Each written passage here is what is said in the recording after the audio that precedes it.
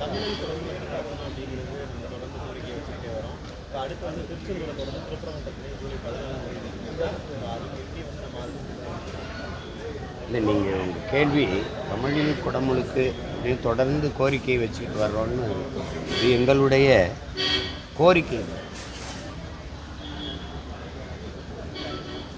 உலகிலும் மிக மூத்த ஒரு தேசிய இனம், ஒரு தமிழ் பேரினத்தினுடைய அடிப்படை உரிமை அப்படின்னு கூட சொல்லக்கூடாது, உயிர் உரிமைன்னு தான் சொல்லணும். ஒவ்வொரு தேசிய இனங்களினுடைய உயிர் உரிமை அவனுடைய மொழி. இப்போ நான் உங்கள் எல்லார்கிட்டையும் கேட்குறேன், இது என் நாடு தமிழ்நாடு அப்படிங்கிறதுக்கு பேரை தவிர, தமிழ்நாடுங்கிற பேரை தவிர வேற ஏதாவது அடையாளம் இருக்கா? சொல்லுங்க, யாராவது சொல்லுங்க.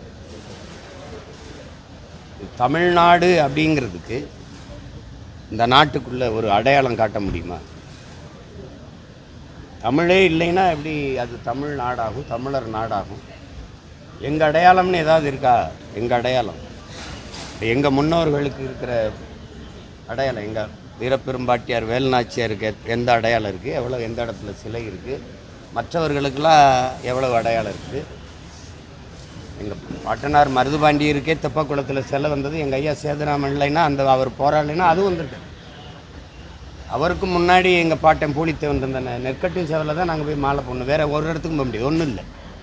அழகுமுத்துக்கோனுக்கே இவங்கெல்லாம் வந்து சண்டை போட்டதுனால சென்னையில் ஒரு சிலை எங்கள் பாட்டனார், ஈரன் சின்னமலைக்கு அவங்கெல்லாம் வந்து சண்டை போட்டதுனால போராடி போராடி எங்கள் அடையாளங்களை ஒன்று ஒன்றா நம்ம மீட்டுட்டு வந்துருக்கு. அதில் இப்போ மொழி, நீங்கள்லாம் தன்மானமிக்க தமிழினம் எழுந்ததுன்னா இது இதெல்லாம் எவ்வளோ பெரிய அவமானம்னு பாருங்கள். ஒரு இனம் தன் தாய்மொழியில் தன் இறைவனுக்கு முன்பு வழிபட முடியாதுங்கிற ஒரு நிலை, தன்னுடைய தாய்மொழியில் படிக்க முடியாது, வழக்காட முடியாதுங்கிற ஒரு நிலையை பெற்றிருந்தார். அந்த இனம் உலகில் மிக கீழான அடிமை இனம்னு பொருள்.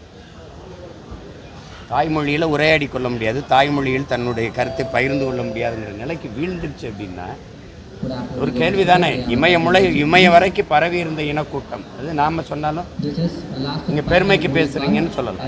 அண்ணல் அம்பேத்கரே அரசியல் சாசனத்தை வகுத்து கொடுத்த அறிவாசானே பதிவு செய்து, அது எப்படி காலடியில் குறுவிச்சு ஒரு தேசிய இனம் இவ்வளோ தூரம் வந்து உணர்வை இழந்து உரிமை இழந்து அடிமையாக நிற்க காரணம் என்ன?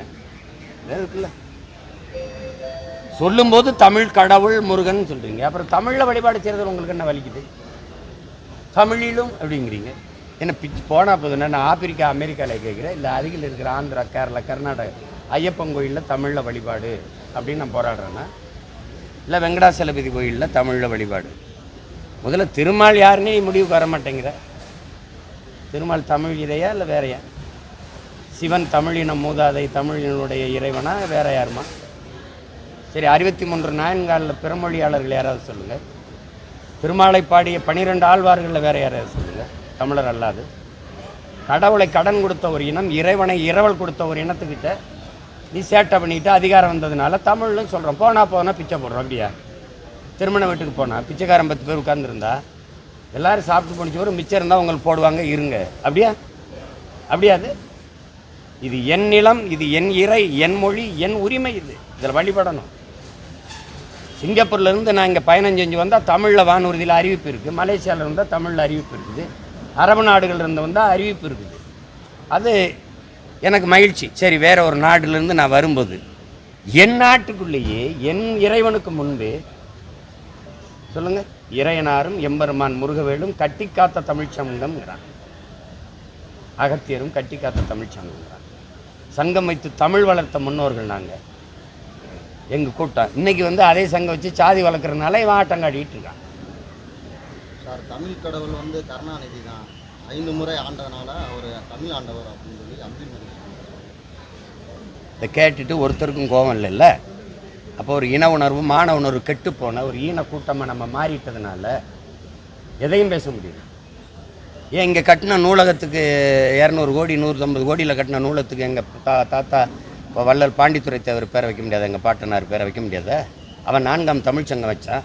இன்னொரு பாட்டன் கப்பல் ஓட்டும் போது 1 லட்சம் ரூபாய் அன்றைக்கி நன்கொடையாக கொடுத்தான். வள்ளல் பாண்டித்துரை தேவர் தானே, அவர் பேரை வைக்கக்கூடாதா? ஜல்லிக்கட்டுக்கும் ஐயா கருணாநிதிக்கு என்ன சம்மந்தம் இருக்குது? ஏன் எங்கள் தாத்தா மூக்கையத்தவர் பேரை வைக்கக்கூடாதா? ஏன் எங்கள் அடையாளம் வந்துருமில்ல? சரி, இந்த விண்ணூர்தி நிலையத்துக்கு பேர் வைக்கணும். முத்துராமலிங்க தேவர் மூக்கையத்தவர் வச்சா தானே பிரச்சனை உனக்கு? பாண்டியன் நெடுஞ்செழியன் வையவனா கேள்வி கேட்டால் பார்ப்போம். உனக்கு என்ன பிரச்சனைன்னு சொல்லு. இதெல்லாம் கேட்டுக்கிட்டு ஒரு தமிழன் பேசுகிறத பாருங்கள். ஒரு தமிழர்கள் கருணாநிதி தான் தமிழ் கடவுள்னு சொல்கிறத கேட்டுக்கிட்டு இந்த சனம் எல்லாம் தன்னலவாதிகள் பெருகி போய் நத்தி பிழைக்கிற கூட்டம், அற்ப பதவிக்கு அலைகிற கூட்டம் பெருகுனதுனால இந்த இனம் அவமானப்பட்டு நிற்குது. இந்த இனம்தான் உலகத்தில் தன்மானத்துக்கு இயக்கம் கண்டுச்சு, சுயமரியாதைக்கு இயக்கம் கண்டுச்சு. அவமரியாதை சின்னமாக இன்னைக்கு அவமானத்தின் அடையாளமாக உலகத்தில் அலைகிற இனமும் இதுவாக தான் இருக்குது. மானமும் வீரமும் அறமும் உயிரென்று வாழ்ந்த ஒரு இனத்தின் கூட்டம் இன்னைக்கு மானத்துக்காக உயிரை விட்ட ஒரு இனத்தின் கூட்டம்.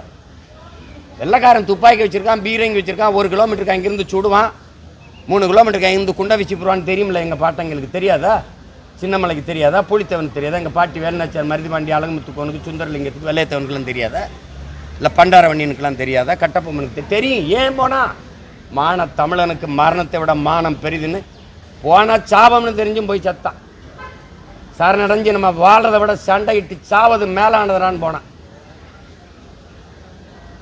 அடிமை வாழ்வினும் உரிமை சாவு மேலானதுன்னு போனான். அந்த இனத்தில் பிறந்த கூட்டம் இன்னைக்கு அற்ப 1 சீட்டு 2 சீட்டு ஒரு வாரிய பதவி இதுக்கு போய் முட்டிக்கால் போட்டு நின்றுக்கிட்டு கேவலப்பட்டுக்கிட்டு அதை விட கொடுமை அவனுக்கு வக்காலத்து வாங்கி பேசுறது. ஒருத்தன் செய்கிற எல்லா தவறையும் சகித்துக்கிட்டு மாவீரன் சுபாஷ் சந்திர போஸ் சொல்றாரு, ஒரு அரசியல் கட்சி, ஒரு தலைமை, ஒரு இயக்கம் அதில் சேர்ந்துட்டதுனாலே, அதில் இருக்கிறதுனாலே அது செய்கிற எல்லா தலைவரையும் சகித்து கொண்டு வாழ்வதான் நான் தேசப்பற்றுனா அந்த தேசப்பற்று என் கால் செருப்புக்கு சமம்ங்கிறான். எல்லா அநீதியும் சகித்து கொண்டு இருக்கிறதுக்கு பேர் தான் இது ஜனநாயகம்னா அது எப்படி? இது எது வேணாலும் பேசலாம். செம்மொழின்னு ஐயா கருணாநிதி அவர்கள் பிறந்த நாளை நீங்கள் கொண்டாடணுங்கிறீங்க. செம்மொழிக்கு அவருக்கு என்ன சம்பந்தம் இருக்குது? எங்கே மொழி இருக்குது? செம்மொழின்னு சொல்லிட்டு தமிழ் செம்மொழியாக இருந்ததா சொன்னதுனால ஆனதா? அவர் தான் வாங்கி கொடுத்தாரு. எங்கே அடமானம் இருந்துச்சா? என் மொழி பிறந்து சிறந்த மொழிகள் உலகத்தில் உண்டு. சிறந்த பிறந்த மொழி உலகத்தில் என் மொழி மட்டும்தான். எல்லா மொழியும் மனிதனால் பேசப்பட்டது, உருவாக்கப்பட்டது. இயற்கையின் மொழி, இறைவன் பேசிய மொழி உலகில் ஒரே மொழி தமிழ் தான். இதில் அவர் மொழி அப்படி கொண்டாடணும்னு ஏன் இங்கே முன்னோர்களை மொழியை காக்க போறான்னு இல்லையா? இந்த மொழி செத்து விடுமோன்னு செத்த நடராஜன் அவன் இறந்த நாள் தான் தமிழ் மொழி நாள்னு இருக்கணும், செம்மொழி நாள்னு இருக்கணும். உலகிற்கே ஒரு அறநெறியை தந்த ஒரு பெருமகனார், வள்ளுவ பெருமகனார் பிறந்த நாளில் அதை கொண்டாடுங்க. அப்படி தானே கொண்டு வந்திருக்கணும். ஏன்னா அந்த பெருமை தமிழனுக்கு வந்துடும். உங்ககிட்ட கேட்குறேன், எல்லாம் மதுரையில் வாழ்கிறீங்க, சிவகங்கை கீழடியில் தோண்டப்பட்ட ஒரு இனக்கூட்டம் எங்கேயாவது 2 ஏக்கரில் வாழ்ந்துருக்குமா? 1000 ஏக்கர், 500 ஏக்கர், 200 ஏக்கர், 300 ஏக்கர்னு கூடி தானே வாழ்ந்துருக்கும். அப்போ கீழடியில் 2 ஏக்கரை தோண்டிட்டு எதுக்கு மூடிட்டு போனேன்? யாராவது பதில் சொல்லுங்க. ஏன் மிச்சம் இருக்கிற 800 200 ஏக்கரில் தோன்றது உனக்கு என்ன பிரச்சனை? ஏன்னா தமிழரின் தொன்மம், தமிழரின் வரலாற்று பெரும் அடையாளங்கள், பெருமை உலகத்துக்கு வந்துடும். இன்னும் யாரப்பா மோகஞ்சாராவை பேசிட்டு இருக்கிறா, அதையே பேசிட்டு இருக்கிறா, அதுவே தமிழன் நாகரிகங்கிறான். ஆனால் அதை விட்டு கொடுக்க உனக்கு முடியல.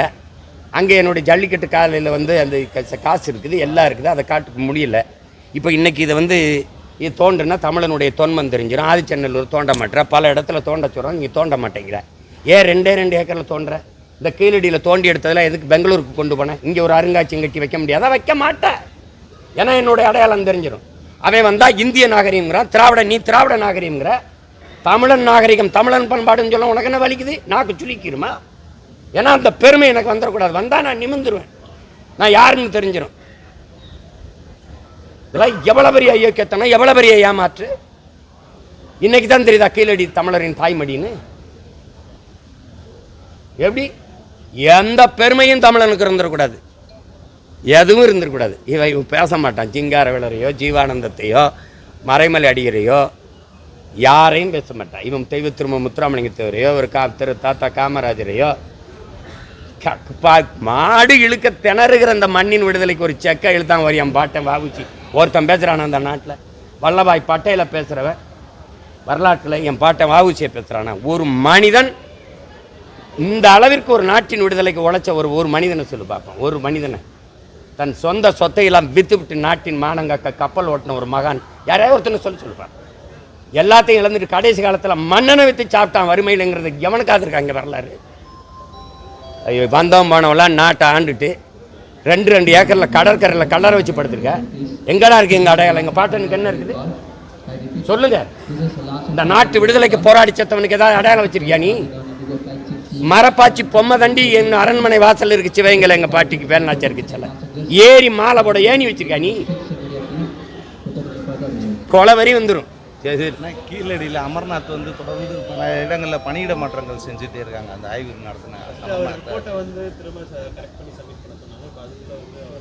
தொடர்ந்து பணியிட மாற்றம் இதெல்லாம் நீங்கள் அண்ணன்ட்டே கேளுங்க. உங்களுக்கு எனக்கு வர கோவையா உங்களுக்கு வர மாட்டேங்குது? அதே ரத்தம் தானே எனக்கும் ஓடுது உங்களுக்கும் ஓடுது. இன உணர்வு மான உணர்வு கொண்டு இந்த இனம் எழுச்சி வரலாம். இதுதான் நடக்கும். திட்டமிட்டு மறைக்கிறாங்கன்னு தெரியுது இல்லை. அப்புறம் நமக்கு எதுக்கு இந்த எதுக்கு என்ன ஆயிரப்போகுது? சாகிறதுன்னு ஆயிடுச்சு. அது தன்மானத்தோடு செத்துட்டு போண்டிதானே. இவன் என்ன இருக்கு? எப்படியும் வரப்போகுது மரணம். எப்படியும் சாக போகிறோம். நம்ம உயிரோடு இருக்கும்போது சாவு வராது. சாவு வரும்போது நம்ம உயிரோடு இருக்க போகிறது இல்லை. எதுக்கு பயப்படணும்? எதுக்கு பயப்படணும்? மாற்றுவோம், அதிகாரியை மாற்றும். தெரியுது இல்லை நம்மளுக்கு செய்கிறாருன்னு தெரியுது இல்லை. கள்ள மதுங்கிறா. கள்ளச்சாராயம் காய்ச்சி கொடுத்தவனுக்கு 10 லட்சம் செத்தவனுக்கு கொடுக்குறா. சாராய ஆலை வச்சு காய்ச்சி விற்கிற முதலாளி கல்லை எப்படி மதுன்னு சொல்லலாம்? யாராவது சொல்லு, ஒருத்தன் கேளு. அது பசும்பால், இது பணம்பால். புள்ள தின்னுட்டு தண்ணியை குடிச்சிட்டு பாலை கறக்குது பாசு. இது தண்ணியை குடிச்சிட்டு பாலை கறக்குது பனை. இயற்கையின் அருங்கொடை. இந்திய மருத்துவக் கழகம் சொல்லுது உணவின் ஒரு பகுதின்னு. அரசியலமைப்பு சொல்லுது அது உணவின் ஒரு பகுதின்ட்டு. உணவு பாதுகாப்பு இயக்கம் சொல்லுது, அந்த கழகம் சொல்லுது இப்போ உணவின் ஒரு பகுதி கல் மது இல்லைன்ட்டு. நீ கள்ள மதுன்னு சொல்லு விடு. டாஸ்மார்க்கு சரக்குக்கு பேர் என்ன சொல்லு? அதை காய்ச்சி விற்கிறவன் யாரு சொல்லு? இந்தியாவில் எல்லா மாநிலத்திலையும் கல் இருக்கும்போது என் மாநிலத்தில் மட்டும் எதுக்கு தடை? இங்கே மட்டும் எப்படா கல் மதுவாச்சு? நானும் எங்கள் ஆத்தால் அப்பனுமாடா கண்டுபிடிச்சங்கல்ல. இன்னைக்கு பல ஆயிரம் ஆண்டுகளாக என் பரம்பரையோடு இருக்கிற உண்டு. இங்கே கரும்பு, வாழை, அது மாதிரி தென்னை, பனை. பனை என்னுடைய தேசிய மரம், என்னுடைய அடையாளம். அதை கல் மதுன்னு சொல்லி குதிக்கிற. ஏன்னா கல்லை குடிச்சிட்டு போயிடுவான். உன்னோட வியாபாரம் படுத்துக்கிறோம். நீ காய்ச்சற ஆலையில் விற்கிற சரக்கு விலை குறைஞ்சிரும், வியாபாரம் குறைஞ்சிரும், உனக்கு வர லாபம் பல ஆயிரம் கோடி. இது கேட்கறதுக்கு ஒருத்தன் கிடையாது. தொடர்ந்து நடிகர் கிருஷ்ணாவும் போதைப் பொருள் நான் உங்ககிட்ட கேட்குறேன், நீங்கள் ஸ்ரீகாந்தும் கிருஷ்ணாவும் தான் போதைப் பொருளை விற்றாங்களே? 2 பேரை தவிர யாரும் பயன்படுத்தலையா? இந்தியா முழுமைக்கு இருக்குது இந்த போதைப் பொருள் கலாச்சாரம், கொக்கைன். அதெல்லாம் மும்பையில் நீங்கள் அதானியுடைய போர்ட்டில் 20 லட்சம் கோடிக்கு மேலே 20 லட்சம் கோடிக்கு மேலே அந்த போதைப் பொருள் வந்து நின்னதுங்கிறது நீங்கள் பார்த்தீங்க. 20,000 கோடிக்கு மேலே வந்ததுங்கிறது ஒரு இது. அந்த கப்பலை திருப்பி அனுப்புனியா? கப்பலில் இருக்க சரக்கு என்ன பண்ணான்னு நான் ஒருத்தன் தான் கேட்டேன். எல்லாரும் பயன்படுத்துகிறாங்க. நான் கேட்குறேன், பயன்படுத்தினா 2 பேரை கைது பண்ணுற, வித்தவன் எங்க? நீ என்ன மாதிரி கட்டமைப்ப? காட்டுக்குள்ளே இருந்த எங்கள் வீரப்பனை சந்தன கடத்தல், வீர கடத்தல், யானை தந்தத்தை கடத்தல் கரம்ப. ஏய், வித்தவன் காட்டுக்குள்ளே இருந்தான், வாங்கினவன் எங்கே இருந்தான்? எங்கே இருந்தா வாங்கினவங்கள எவனை கைது பண்ண? நீ ஸ்ரீகாந்தும் கிருஷ்ணா தான் குற்றவாளிகளா? அப்பாவிகள். பாலா 2 பேரும் கைது பண்ணதுனால நீங்கள் இப்போ பேச வர்றீங்க இல்லையா? நான் வித்துக்கிட்டு தானே இருந்திருப்பான். நேற்று விற்கும்போது டக்குன்னு பிடிச்சிட்டீங்களா? வித்தவன் யார்? அதை இந்த ஸ்ரீகாந்துக்கு வித்தவன் ஒரு அதிமுக காரனோன்னா அதை திருப்புறீங்க. அப்போ திமுக காரங்களுக்கு இந்த போதைப்பொருள் விற்பனைக்கு எந்த சம்மந்தமும் இல்லை. திரும்ப சொல்கிறேங்க. ரூஸை சொல்கிறான், குற்றவாளியை பிடிச்சி தூக்கில் போடுறதை நிறுத்துறா, அவன் குற்றம் செய்வதற்கான காரணத்தை கண்டுபிடிச்சி தூக்கில் போடுறாங்கிறான். நீ குற்றவாளி யாருன்னு பாரு. எப்படி சரக்கு வருது, எப்படி விற்கிறான்னு அந்த வேற வெட்டு. நீ கிளையை வெட்டிக்கிட்டு இருக்க. நீ இப்போ உள்ள போட்டதுனால இந்த போதைப்பொருள் விற்பனை நின்றுமா இல்லை தடுத்துக்கப்பட்டுருமா? 2 அப்பாவையும் பழியாயிட்டான், அவ்வளோதான். வேற அந்த 2 பேரை தவிர யாரும் பயன்படுத்தலையா? அந்த சுஜித்ராங்கிற பாடகி சொல்கிறாங்க, எத்தனை பேர் இடங்களில் எவ்வளவு இந்த கொக்கைன் விருந்து பரிமாறப்பட்டதுன்னு எல்லாம் பப்புன்னு வச்சுக்கிட்டு எல்லாம் இந்த புகைச்சிக்கிட்டு இருக்கிற கலாச்சாரம் உருவாக்குனது இவங்க தான். கணக்கில்லாத கஞ்சா கோயில் அடிவாரங்கள், கோயில் வளாகங்களில் விற்கிது, கல்லூரி முன்னாடி விற்கிது, பள்ளிக்கூடங்களில் கஞ்சா சாக்லேட் விற்கிது, கஞ்சா சாக்லேட் மிட்டாய். பிள்ளைகள்லாம் அறப்போதையிலே உட்காந்துருக்கு வகுப்பில். ஆசிரியர் பெருமக்கள் என்கிட்ட சொல்கிறாங்க, அவங்க பேச முடியாது, பேசினா உன்னை நீ வேலையை விட்டு நீக்குவேன். சாராயம் விற்கிற அரசு கொக்கைனை கைது பண்ணுது. எப்படி இருக்கு? எப்படி இங்கே எப்படி ஆட்சி முறை இருக்கும்போது நம்ம குடிக்க போகும்போது காரில் போகலாம், குடிச்சிட்டு வரக்கூடாது, கைது பண்ணிக்கிறோம். எப்படி அப்படி இங்கே ஒரு அவசர ஊதி ஆம்புலன்ஸை நிறுத்து, ஏற்றி கொண்டு வீட்டில் இறக்குங்களா? ஏன்னா இது எப்படி ஒரு நாடு? குடிச்சிட்டு வண்டி ஓட்டக்கூடாது, ஆனால் குடிக்க போகும்போது வண்டி ஓட்டிகிட்டு போகலாம். ஒருத்தனும் கழியக்கூடாது, ஒருத்தனுக்கும் கோபம் வரக்கூடாது. ஆனால் தேசிய செம்மொழி நிறுவனம் வந்து சமஸ்கிருதத்துக்கு 800 கோடி ஒதுக்கிறதுக்கு தமிழுக்கு வந்து 140 கோடி தானே. இதுக்கு அண்ணன் என்ன செய்கிறது சொல்லுங்கள், என்ன செய்கிறதுன்னு சொல்லுங்கள். ஒன்று நீங்கள் விளங்கிக்கணும், அவர்கள் மொழி இறந்துருச்சு, சமஸ்கிருதம் இறந்துருச்சு. அந்த மொழியை அதிகாரத்தை கைப்பற்றின உடனே அந்த தாய்மொழி, அவர்கள் தாய்மொழியை உயிர்ப்பிக்க அவர்கள் போராடுறாங்க. எங்கள் மொழி இறந்து கொண்டு இருக்குது, செத்து கொண்டிருக்கு, ஏறக்குறைய செத்துடுச்சு. அந்த செத்து கொண்டிருக்க எங்கள் தாய்மொழியை நாங்கள் உயிர்ப்பிக்க துடிக்கிறோம். அதுக்கு எங்ககிட்ட அதிகாரம் இல்லை, அதனால் அந்த அதிகாரத்தை பிடிக்க துடிக்கிறோம். விளங்கிச்சா? அவர்கள் மொழி மேலே இருக்க பற்றை யாரும் குறை சொல்ல முடியாது. அவங்க தாய்மொழி மேலே இருக்கிற ஈடுபாட்டை, அதை காப்பாற்றணும்னு துடிக்கிறதை நம்ம குறை சொல்ல முடியாது. அதிகாரத்தில் இருக்கிறவர் எதையுமே பேச மாட்டேங்கிறாரு. நீங்கள் அண்ணன்ட்டு சிக்கன் அஞ்சிமான்னு வச்சு செய்கிறீங்க, இப்படி வந்து நின்றுட்டு கேள்வியாக கேட்டுக்கிறீங்க. ஒரு கேள்வியை கேட்கலாம்ல? இல்லை, இங்கேயே எங்கள் ஆளுங்க, எங்கள் அண்ணங்கள்லாம் நிறைய அமைச்சர் இருக்கிறாங்க, அவங்கக்கிட்ட கேட்கலாம். தமிழ் வளர்ச்சித்துறை ஒன்று இருக்குது, செம்மொழி ஆய்வு நிறுவனம்லாம் இருக்குது, அதெல்லாம் கேட்க வேண்டியதானே.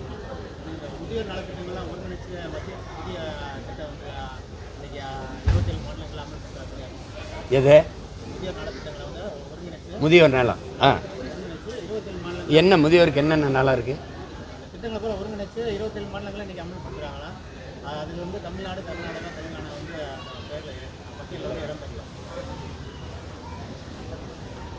சரி, இதுக்கு நான் என்ன செய்ய முடியும்?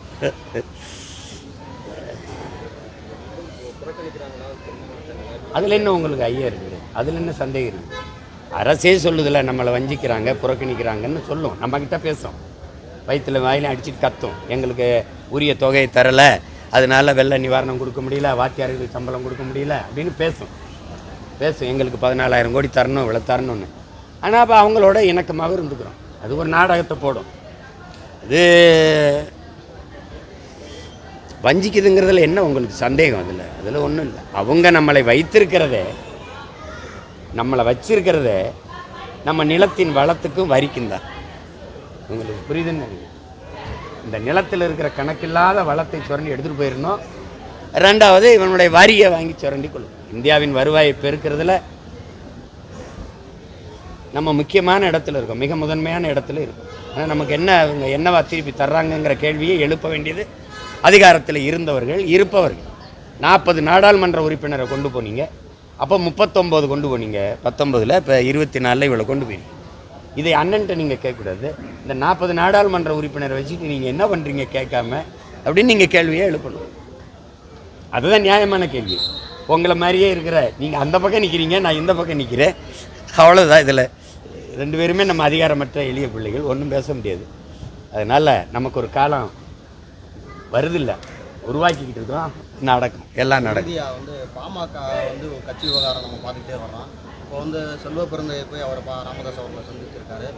ராமதாஸ் வந்து கொள்ளையடிக்கிறவனுக்கும் கொலை பண்ணுறவனுக்கும் பதவியில் வழங்கி வராரு, ஒரு தூண்டுதல் பேரில் இயக்கப்பட்டு வராருன்னு சொல்லி அன்புமணி சொல்லியிருக்காங்க, மூத்த அரசியல் தலைவர்.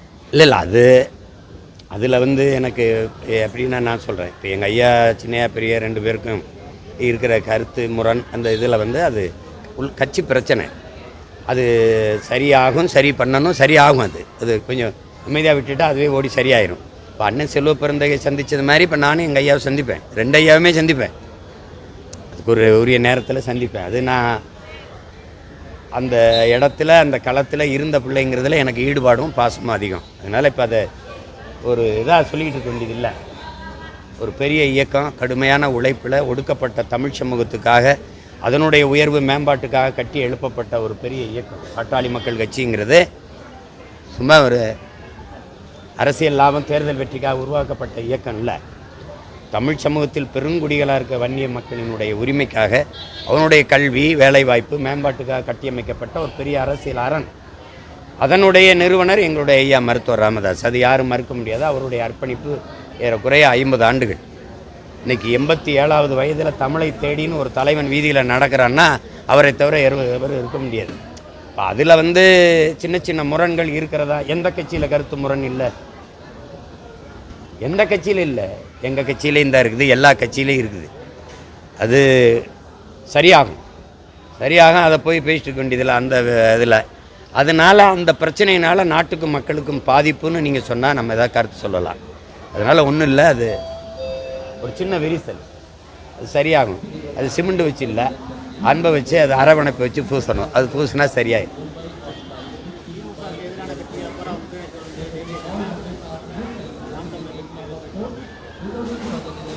அதனால் அது இல்லை, அவங்க ஒன்றா நிற்கணும், எல்லோரும் ஒன்றா நிற்கணுங்கிறாங்க. நான் அதனால தான் நான் ஒன்றா நிற்கிறேன் ரொம்ப நாளாக, உங்களுக்கு புரியும்னு நினைக்கிறேன். இவங்கெல்லாம் சேர்ந்து திமுகவை ஒழிக்கணுன்றாங்க, அதை இன்னொரு தடவை வர விட்டுறக்கூடாதுன்றாங்க. அவங்க பிஜேபியை நுழைய விட்டுறக்கூடாதுன்றாங்க. இது ரெண்டு பேருக்குமே மக்கள் நலன் சார்ந்தில்லை. இவன் ஒழிக்கணும், இவனை ஒழிக்கணும். யாராவது மக்களுக்கு நம்ம நல்லது செஞ்சுருக்கோம், அதை தொடரணும், வாங்க இந்த ஆட்சி, அப்படி யாருமே பேசலை. எனக்கு ஒரு கனவு இருக்குது, ரெண்டு பேர்த்தையும் ஒழிக்கணும். அதனால தான் நான் ஒன்றா நிற்கிறேன், ரொம்ப நாளாக ஒன்றா நிற்கிறேன். புரியுதுன்னு நினைக்கிறேன். நல்லது.